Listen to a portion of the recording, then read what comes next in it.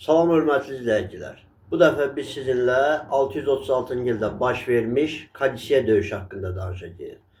Kadisiya döyüşü 636-cı ildə Sasani dövləti ilə Ərəb dövləti arasında baş vermiş döyüşdür.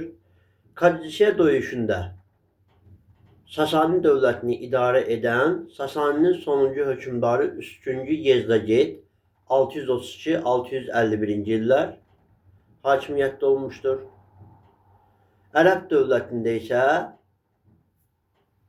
634-dən 644-də Ərəb dövlətini idarə edən insaflı xəlifə olan Ömər hakimiyyətdə idi.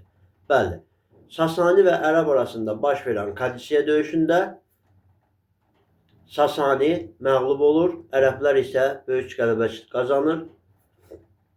Kadisiya döyüşündə Varaz Qriqorun oğlu, yəni Alban hökmdarının oğlu olan Cavanşir Sasaniyə dəstək dururdu və bu dəstək zamanı göstərdiyi böyük igidliyinə görə onu mükafatlandırmışdılar.